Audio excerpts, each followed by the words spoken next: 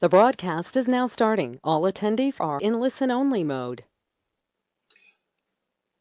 Well, good morning from the U.S. It's good morning. It's about 5 a.m. here on the Gulf Coast. But for my guests, their day is already well advanced.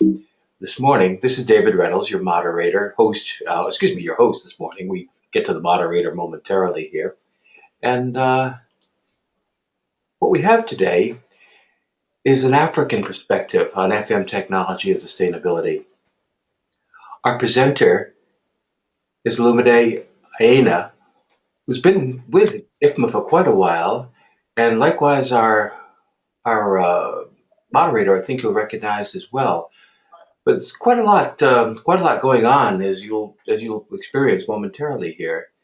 IFMA, who are we? The Corona of IFMA, if you will, the councils and communities are a number. The gray ones are councils, the blue communities, and here we are, the FM Consultants Council among them. And we're your host today, or I'm representing the council today. I'm a member, actually I'm the president-elect. Our vision is outward. It's toward recognizing, or towards having the FM recognized and the Consultants Council recognized as a tool, a resource for facility managers everywhere. And our mission is inward for FM consultants, for FM consultants to see that that their body of knowledge, their business ability, their networking, to favor those as much as possible. In that sense, we do reach outward. Asking the Expert is something we published every quarter in Facility Management Journal, the electronic edition. We have a consultant locator page now and Engage. Our website has ability to locate a speaker and likewise educational resources. We have sponsors, ISS on the platinum level, and OpenSet Security, Art Crow, on the gold and silver level. A bit of news here. Laverne Deckard asked that I include this slide today because it's rather exciting. You probably know that Technical Committee 267 of ISO is about facility management. And we've been able to put together three standards, in recent years. Today, or this week, ISO 41001 is now published. And what that means to us is a way to associate FM activities worldwide with core business activities of our clients.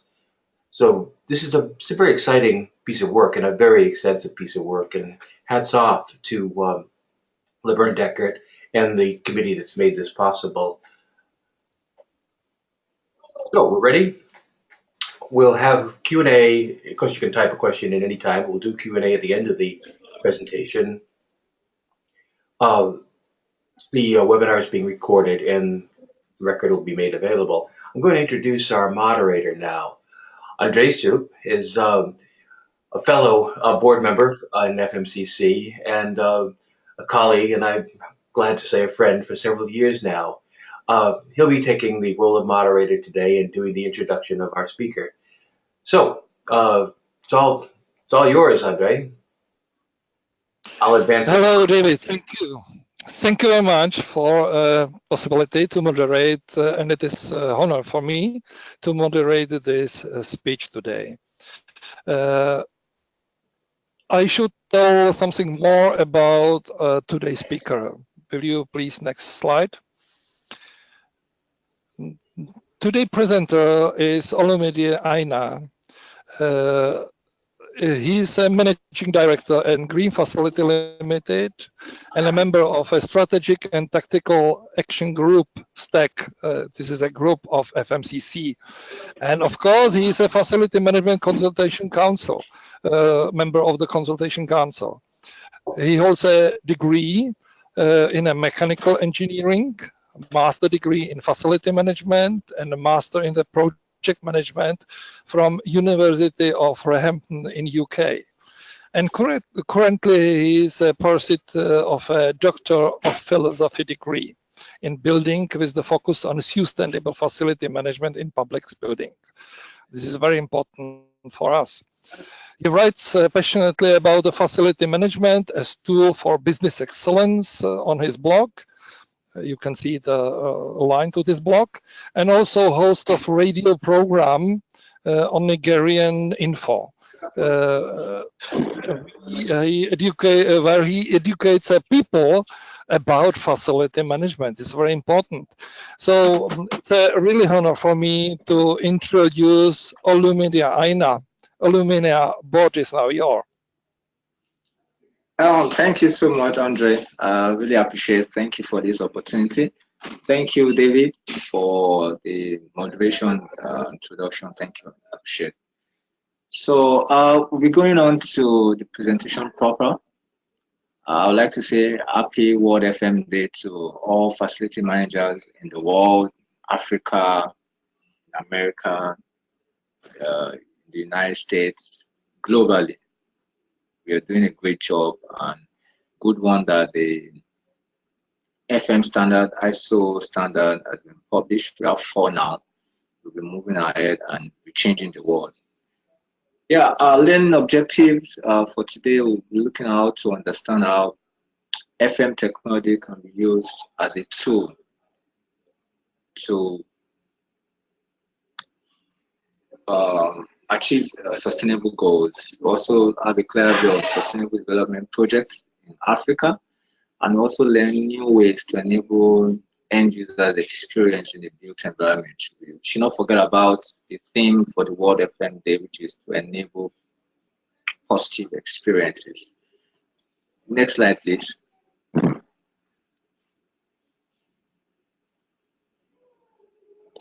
Yeah, like I said, it's another opportunity to get a go on World FM Day, adding value to the IFMA, especially the FMCC members, to see how we can influence and add value to people. Now, I don't want to assume that everybody under the sound of my voice understand what facilities management is all about. So it's proper for us to get a go and define what facilities management is about. There are several definitions outside there, but the one that I feel is most suitable is the one defined by International Facilities Management Association, IFMA. That says facilities management is defined as a profession that encompasses multiple disciplines to ensure the functionality of the built environment by integrating people, place, process, and technology. And we should not forget about the topic for today, which is FM technology and sustainability, an African perspective. So we're looking at how facilities management technology can be used to achieve sustainability in the built environment, especially considering what is really happening in Africa. Africa is a continent, it's not just a country, it's a continent that has over 200 countries. And it's a place where a lot of things are happening. Huge things are happening. Next slide, please.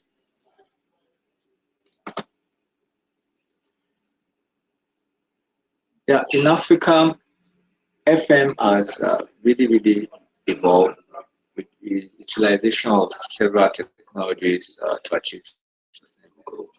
And the SDG, that's the Sustainable Development Goals, which was introduced in 2015 by Sustainable Development Goals Africa, captures about 17 goals. And the most significant to our presentation today is the 11th goal, which talks about how to develop sustainable cities and communities, and that will be our focus.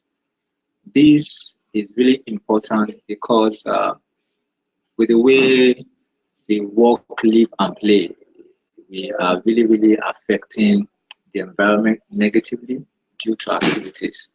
According to the United States Green Building Council, for the United States, it says the world's energy is demanded, about 40% of it is demanded by the building. So, and you have 68% of this waste going back to the environment. So the built environment is very, very significant in terms of waste, in terms of climate change, in terms of the ripple effect of some of these operations that take place in the building, if not properly managed, cause some harsh climate to us, which affects our business, which makes us to want to do more of eating, more of cooling, and that is cost. So that is the economic side of sustainability. Now, I want to look at the technology aspect. How do we link up? How is this technology linked up to help us achieve sustainable goals? I'll give an example. In our office here in Lagos, Nigeria, we run a virtual office. A virtual office means that we come to the office when it's absolutely necessary. People work from home because they have a tool or group of tools that they use to link up with the client, to link up with their colleagues at work, and to link up with their head of department to ensure they add value, continually add value to the client. So we're saving a lot of money in terms of space. Space in buildings now are shrinking. People don't buy more space because of the advent of technology. So we use technology to save costs. Our annual rent in the office is very, very minimal and very affordable. We come in, do whatever we want to do, go back to our locations, and continue to add value. It works well for a facilities management company, but it could work well for any other organization too, depending on your modus operandi and your value chain, how you integrate your business processes to add value to your clients. Next slide, please.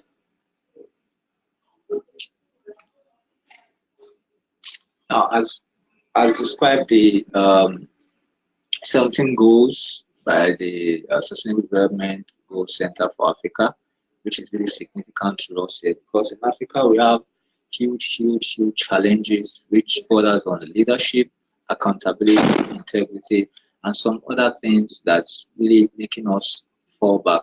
However, on the bright side of it, we have some significant changes, significant events that is really helping us, especially with our natural resources. We have a lot of solar presence in Africa. I'll give an example. In Morocco, there are a lot of projects there that they are really heavily involved in solar farms.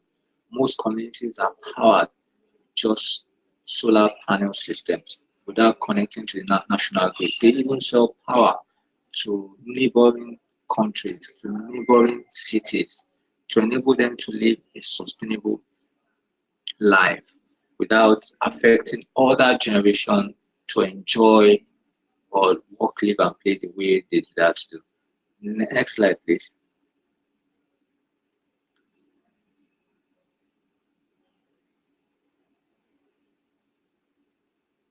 Now, some of the pre-events that really happened in Africa that made us to seek for technology, to seek for solution in the first place, the solution where we are now. We are so dependent on oil.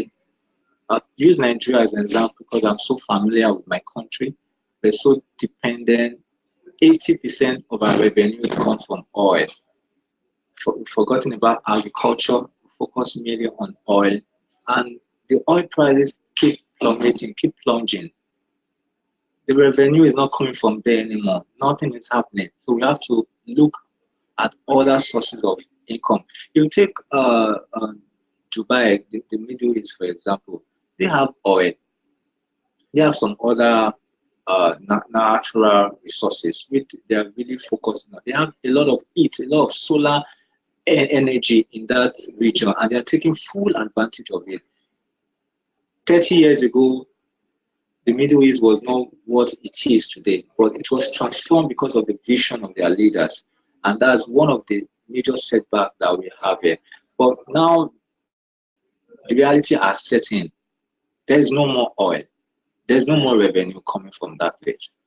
So we have to think outside the box and find solutions.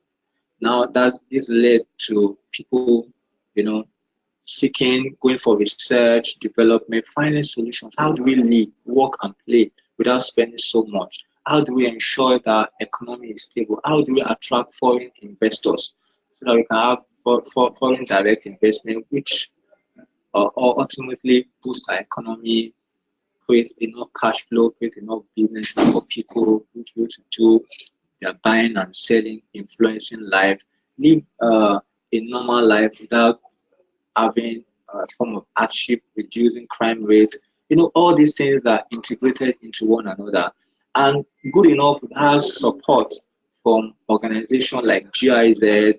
I personally was trained with GIZ Germany in terms of energy management, try to find solutions of technology in buildings to measure, because I believe what is not measured cannot be managed. Through measurement, that helps to give you an idea of what is happening in your building. It's like an X-ray of what is happening in your building. Just like you go to the doctor, and doctor will always ask you, how do you feel? Where do you feel pain? Do you have headache? Is it fever?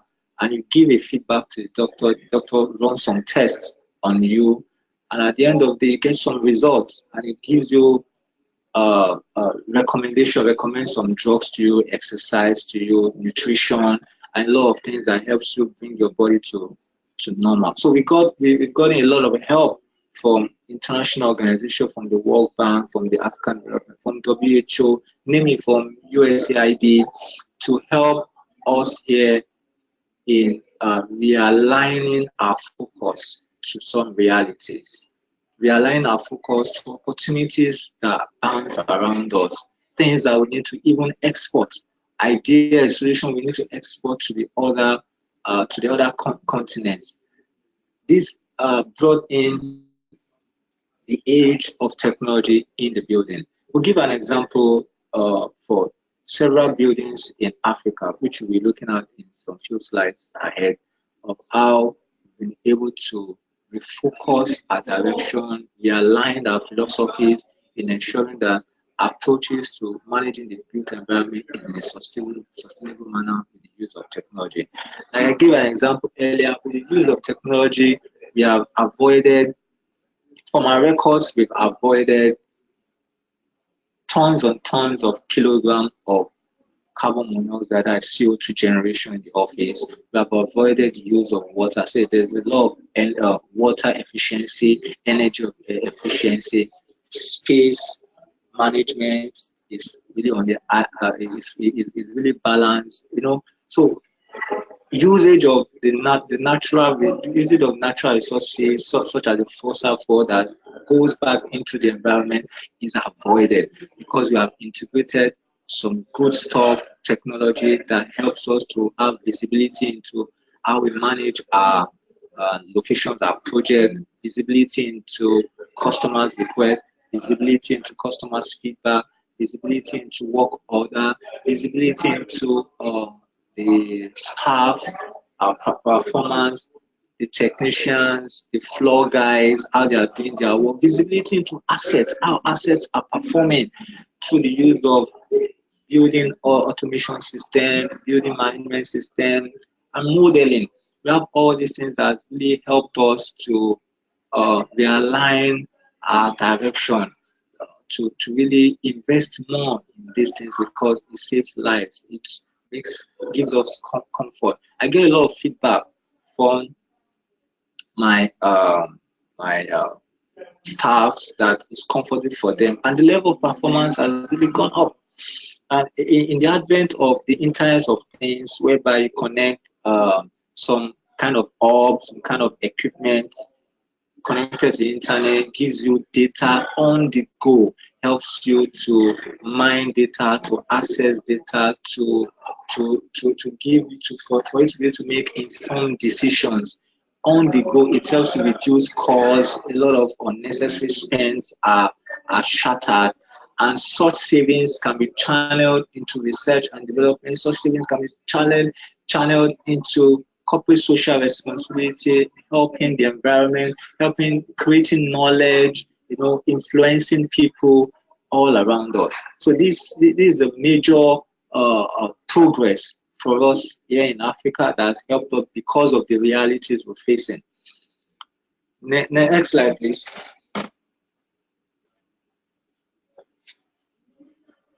I've talked about some of these technologies and softwares, like the GIS, Geographic Information Systems, helps you locate your assets, know where your assets are, gives you the functionality, the performance of the asset, tells you, some even helps you calculate the replacement value or the life cycle cost, which is used as a method to know the total cost of ownership of your asset and help you make informed decisions. Do you need to replace? Do you need to repair? Do you need to consider capital replacement for some of these assets? It helps, and it helps bring innovative ways for business excellence. At the end of the day, it affects positively the achievement of organizations of objectives and vision. So in all, we achieve smart buildings. We achieve smart building. Before, years back, smart building was things that you just watch on Hollywood, watch the Avengers, watch a lot of James Bond films, and look at, oh, these things must be magic. These things are not real. These things must be film trick. But these things are real. They are realities, and we have realized a lot of things there that helps us. Motion detectors in buildings that detects people temperature, and in all it varies the relative humidity of a space. Cooling is managed. It really helps in terms of energy management at the end of the day.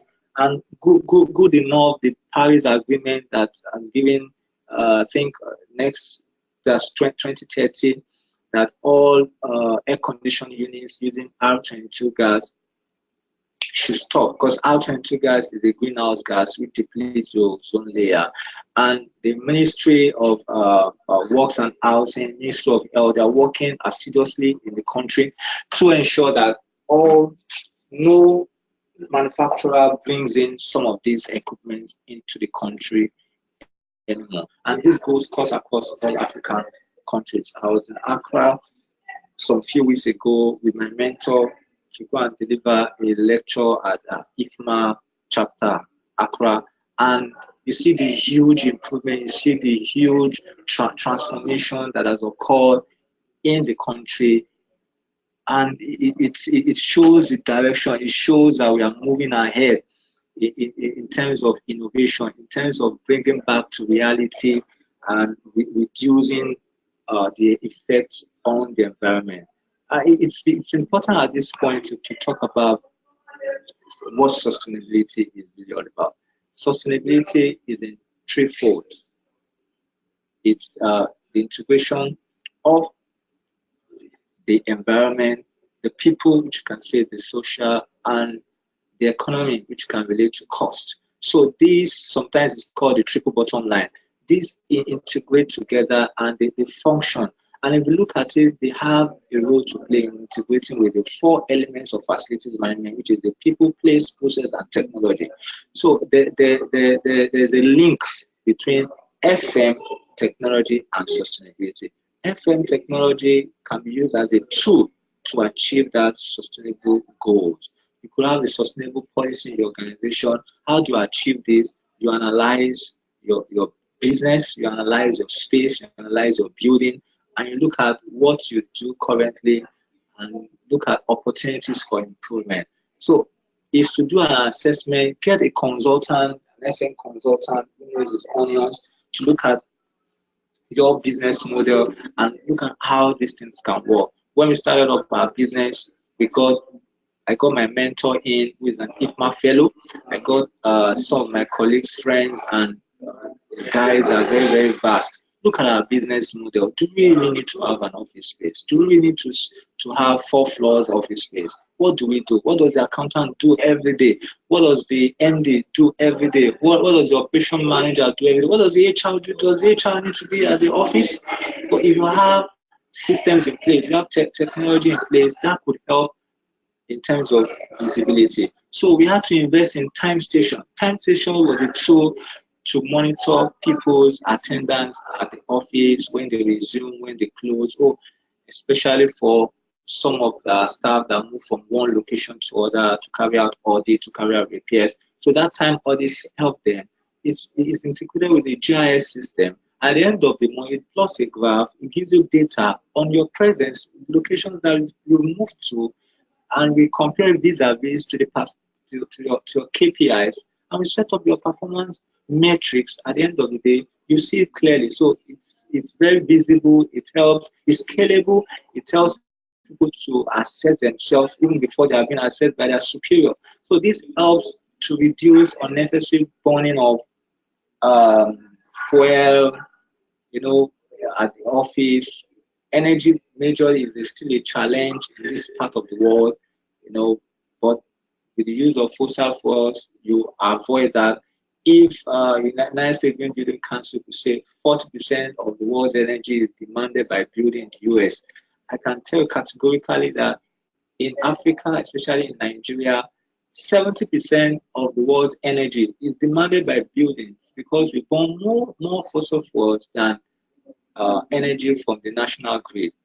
But the conversation is changing. You see people use daylight harvesting to reduce the need to use more energy during the day. You see people using photovoltaic cells in relation to the fact that at night they don't need to connect to any national grid, they don't need to put any power generating set, they don't need to burn diesel, they don't need to burn any spirit to power their buildings.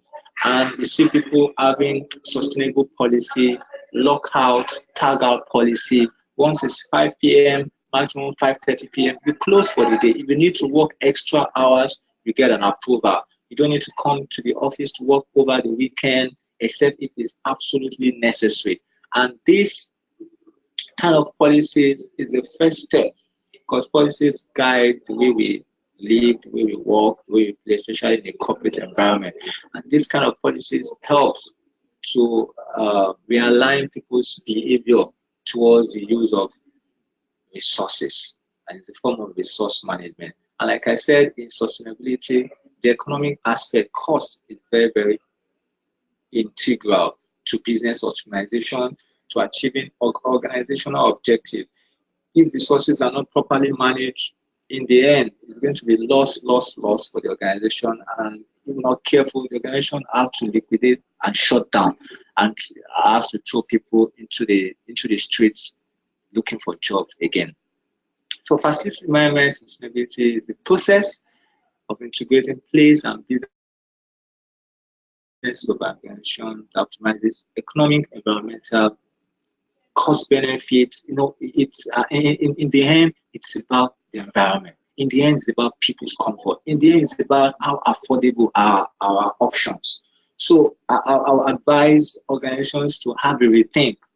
You don't need to build those skyscrapers. Even if you have to build those skyscrapers, it must be for a need, for a purpose. I remember a friend of mine some few years ago, when the company was thinking about expanding. Oh, this space is not good for us. We are using 2,000 square meters. We have enough people, enough projects going on.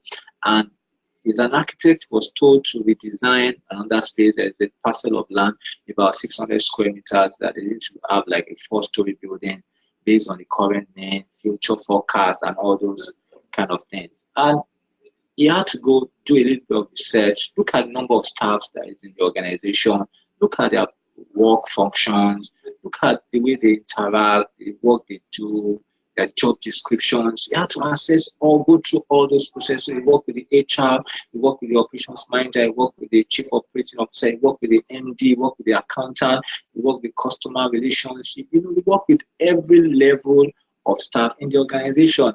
And after assessing all those things, said, you know what? We don't need that 600 square meters. You know what? This 2,000 square meters is even too much for us. I think all we need is 1,000 square meters. Why don't we rent out all those other spaces? for conferencing, for office use, as a virtual office. And people were like, no, I don't think you know what you're saying. Draw out his data, analyze it, and explain to them. And it saved the company a whole lot of money, almost $100 million, because they will have expended that resources into building another building. And that would have caused a lot of funds going down the drain, because the amount used in designing construction is just about 5 to 10% as compared to the cost of operation during the lifetime of the building. That will take another 85, 90%, and that is huge. So that initial cost is a far cry to the cost of operations of maintaining a building if you actually want to sustain and increase in terms of asset reliability, functionality of your building, return on investment. So it saved them a lot of money. So the traditional way of doing things has changed. The narrative has changed. The realities are staring us in the face, especially in Africa. The funds are not there anymore. The resources are depleted. Few people are doing mining. The machineries are not there. We are consumers. We consume a lot. Few of the African countries do manufacturing. They engage in manufacturing. We do a lot of importation. So it's high time we stop all those kind of acts, because it's not moving us forward. It's not helping us to actualize our dream. Next slide, please.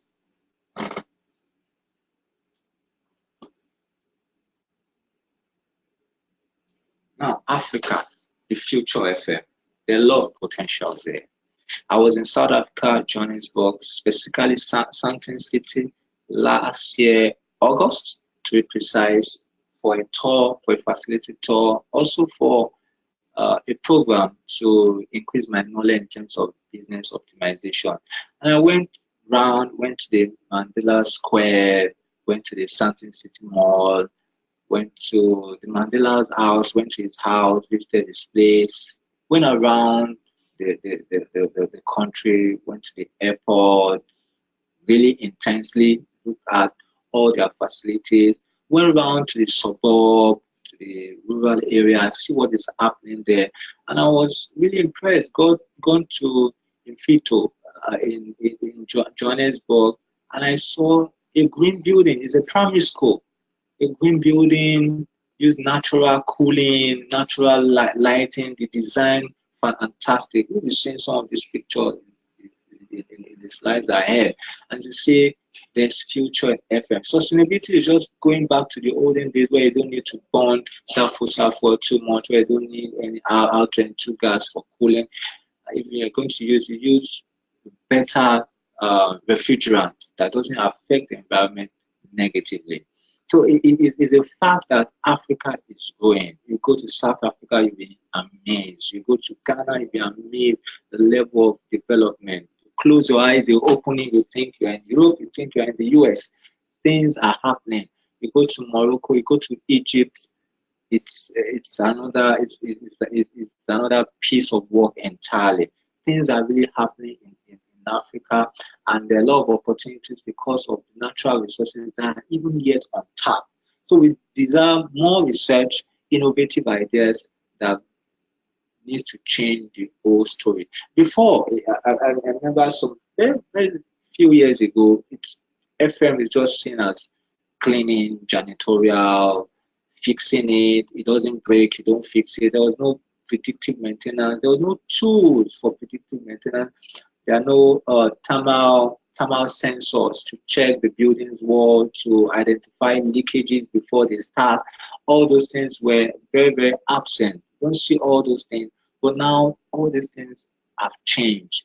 You go for a meeting, they send you your e-ticket, you don't need to print. For example, in my office, we run on we run on paperless system.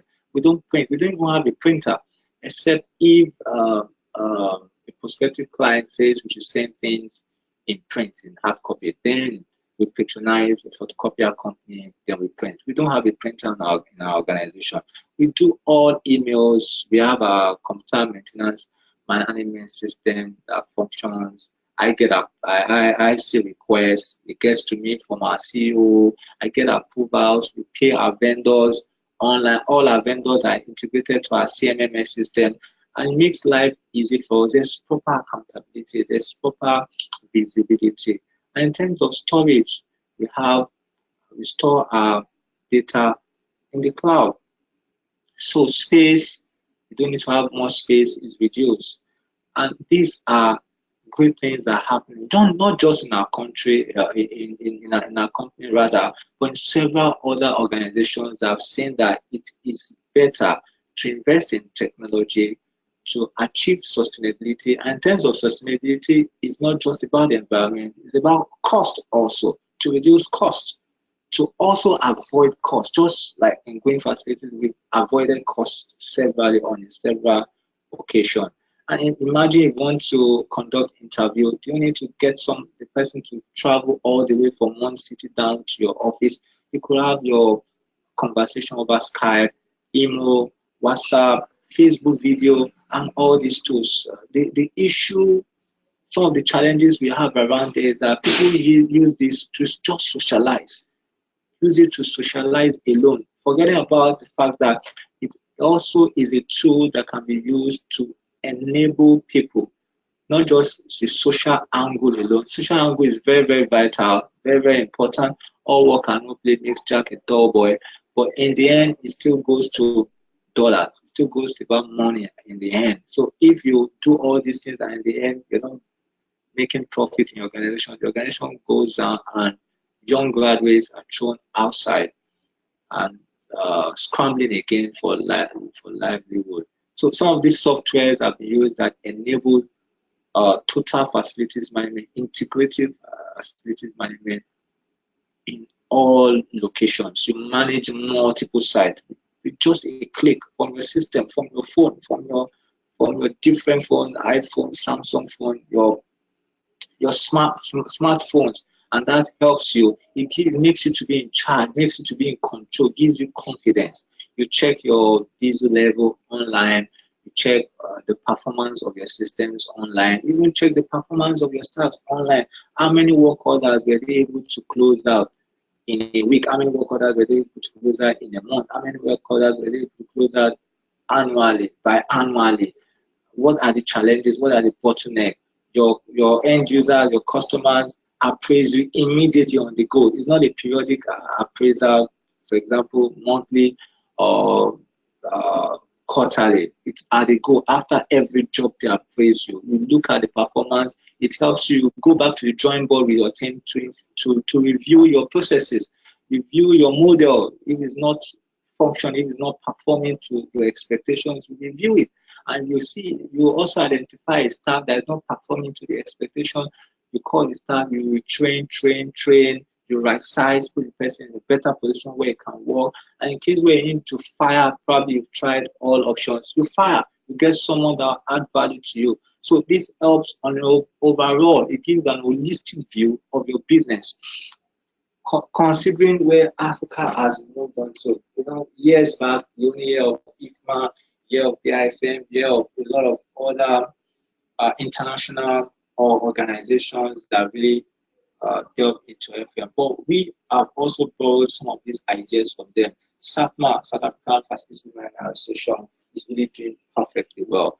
I was with a friend in August at Johannesburg talking about how SAFMA started, and a couple of Nigerian guys have been to South Africa to deliver some lectures. Same also from South Africa to Nigeria, to different parts of Africa to talk about FM, to propagate this good news. I call it good news because with the integration of facilities management, if actually applied appropriately, it will eat the sweet spot. It will eat the sweet spot and bring about the transformation that we want in the lives of people, not just people, in terms of our infrastructure.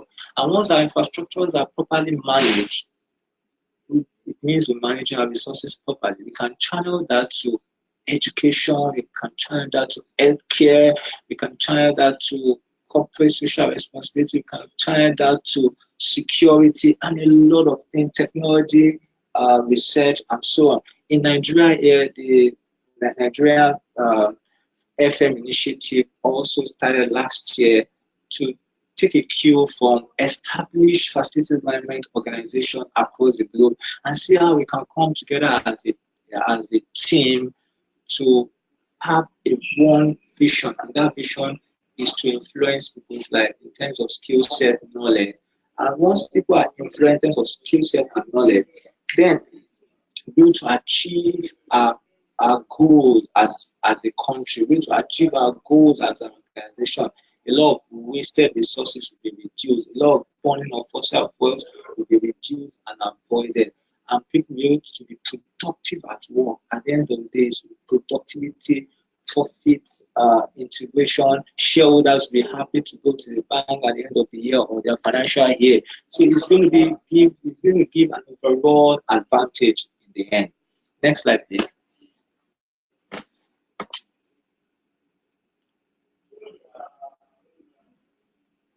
Now, some of the examples of sustainable buildings you have in Africa, you have the Heritage Place, you have the Ridge Hospital in Ghana. Ridge Hospital is a place that I couldn't get to when I was in Accra some few weeks back, but before the end of the year, I have to visit this hospital. I'm just check the architectural design. It's massive. It's self-run building that it takes fewer energy compared to some very low-size buildings. The Heritage Place, I've been to the place several locations. It's massive. It's cool. It's cheaper because it's a sustainable building. So even the occupants that will be in the building, tenants, office workers, they will have good life, enjoy themselves, because that fresh air, inflow of fresh air that dilutes the level of CO2, and this works with a sensor. Once the level of CO2 gets to a baseline, there's inflow of fresh air. They have rainwater collection system that recycles the rainwater, goes back to the bathroom and can be reused. And some of the bathrooms are integrated with compressed air. So water efficiency is on the high side, energy efficiency is on the high side, because they use daylighting. Their glass are double glazed, so cool air don't escape. Heat air due to radiation don't come in. Even if it comes in, just a very, very low amount. So overall, it helps in achieving the sustainable goals. Next slide. So we can look at some of the other examples of sustainable buildings in Africa. Yeah, this is the Ifiko Primary School in Johannesburg. If you look at the roof system, the system is designed in such a way that rain doesn't flow into the classroom, and the classroom student can stay even at the corridor. Look at the windows of the primary school, where very cool, very, very comfortable for them. You don't need any AC in such environment, and the preparation system is well managed. So a lot of good things are happening in Africa, a place whereby investors need to come invest because of the population, especially the population we have in Nigeria. Nigeria is the most populous black nation. Come there, a lot of businesses, some organizations came in from South Africa to do business in Nigeria.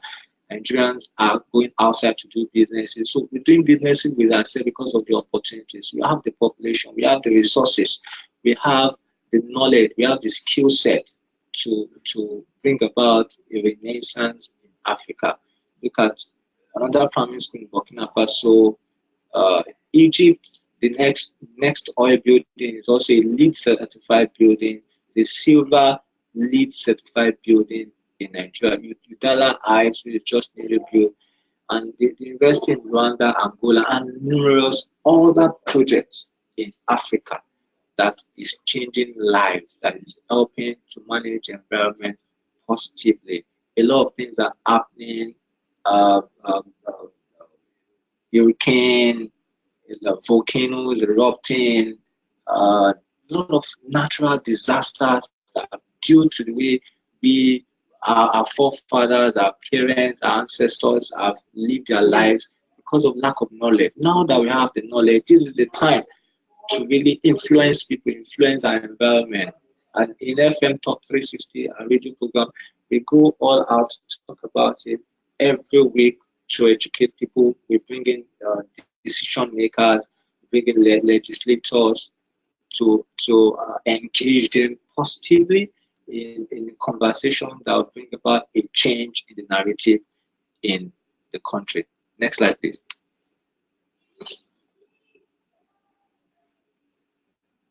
In conclusion, the established fact that facility management is still a growing profession over Africa. We have a long way to go, but with the integration of advanced technology that we use, it will shock the world that how far we've come. About a lot of people still feel Africa is a place where you see the tigers, lions walking on the street. No, it's still called. Most of the countries are still developing countries, but I can assure you in some few decades we'll be there.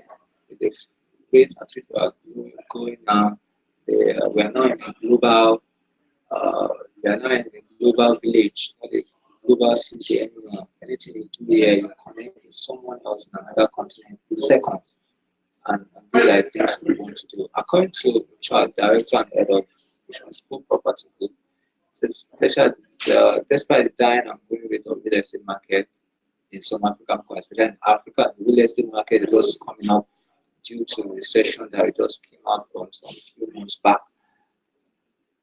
The need for FM is still very, very important. Though there are some challenges, there is no regulation, especially in Nigeria here. The FM standard margin is still an issue. But with the inclusion of the ISO standard, putting the technical committee 267 just rounded up the fourth edition of the FM standard. It will help us to have a blueprint of how we need to run our organization, if FM is being done in-house or outsourced. And also in-house organization, the client will have a benchmark to measure performance of our source FM companies that are serving them. And it's not going to be the way they feel, not going to be the way they think. Now, experts have come together to give us an idea, to give us a roadmap. I'm sure this will be reviewed over time, and this will help us to get it right at the end of the day. Next slide.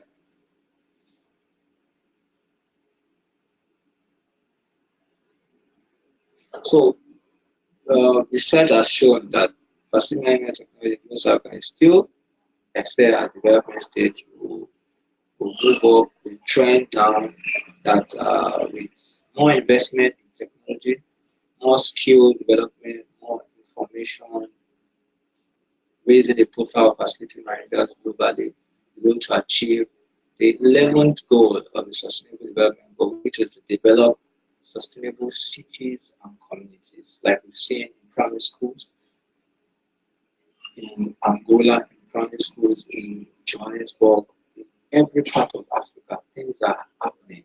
People are living a good life. The average age of an African, which was set at 60 or between 50 and 60, has improved over the last few years now, because we have borrowed the idea of focusing on sustainability, focusing on things that will reduce the use of our natural resources in a way that will deplete the ozone layer, that will cause climate change again. So I think we'll get it right. I think we have the potential. I think if we go in this direction, work together. I wait to see the time where IFMA will come to Africa. IFMA will have their world workplace in Africa, not just in the Middle East, not just in America, but in Africa. It's going to be fantastic. We're going to come together also to discuss opportunities and discuss programs that we can do to educate ourselves, to get it right, and be the next continent where the whole world wants to visit, the whole world wants to do business with. Next slide. Yeah. Ondrej? Hello, Olumide. Thank you very much for Yeah. introducing us to African facility management. I think it was very interesting to understand what's the situation in Africa, how Africa accepting facility management, and maybe I will have a first question to you if I can. Okay. In the European view of facility is now changing a little. The old-fashioned facility management to maybe new vision of facility management. So my question is in Africa facility management still too much focused to real estate and cost saving, or it is starting to move to as a add value is a profitability of the client, that the facility manager is not responsible only for saving, but he is responsible for preparing the environment which will be more effective for his clients. How is the situation in Africa? Okay. Yeah. Thanks, Ondrej. I'll use Nigeria, Lagos to be specific, because I know about this terrain very well. Now, facilities management in Nigeria, for example, is still a low margin profession, because of the still low level of awareness. So people still do a lot of in-house, and obviously they don't do it very well. So they see facilities management as a cost center. Oh, these guys have come again to take our money, our dollars, our naira, and I don't know the value they are having. So it's a challenge for facilities managers to be able to showcase their value proposition. Like you rightly said, facility management is not just about uh, money, cost savings alone, but about the environment. But it should also be cost savings, because at the end, when equipment assets are properly managed, you have good processes, your people are well trained, you integrate enough technology, your total cost of ownership will drop at the end of the day, because you're making the right decisions, because you have data at your beck and call to analyze, for you to make informed decisions. Your assets will perform as a when do. They will not break down unnecessarily, because it's going to affect your productivity, it's going to affect your time, resource management, and a whole lot of things. So in the end, it's still cost savings for you, and it's going to increase the asset value in case you decide to dispose it, in case you decide to rent it out, in case you decide to lease it out, it will be looking nice, and to command premium rates from prospective clients, from prospective customers, because they are well maintained. If the facility is not well maintained, the client or the customers staying there or using that as their office space will leave, because there are options. We have a lot of empty apartments in Lagos, for example, because the property market is still not really doing well, trying to pick itself up and to go up. So people have options, and especially when an FM company is not performing, people have options to look for the next or organization that can deliver value to them. So it's a win-win. With FM, you have enough cost savings, and if properly practiced, if FM is properly practiced with integration of these 4 elements in facilities management, sustainability will be achieved. Sustainability will be achieved, and the organization they are serving also will be comfortable with them. We have much more confidence in them to renew their services, and also for them to meet their own corporate goals. Excellent. Olumide, thank you very much from my side. It was excellent presentation. Thank you very much for this. And I would ask David. David, do anyone else questions to Olumide? Actually, you covered what I had in mind, Ondrej. Thank you very much. And we are running a little bit over time. We're about 53 minutes out now. So I think I'll probably bring us to a close. Let me wait just a second and see if anything else comes from the outside. Don't have anything as yet. A compliment. Great session from Ricardo Crepaldi. And that's about it. Thank you both. Olumide. All right. Thank you so much. Ondrej, much appreciated. Thank you very much. I'm going to stop the recording now, and I'll remain online for a little while. And again, very much appreciated. I think that every time that you present, Olumide, I think we're behind in the United States, especially in my part of the United States, and need to do some catching up. So thank you. All right. All right. I appreciate it. Thank you so much for the That's a opportunity. wrap. Right. Good morning, good night, good day. Good night. Have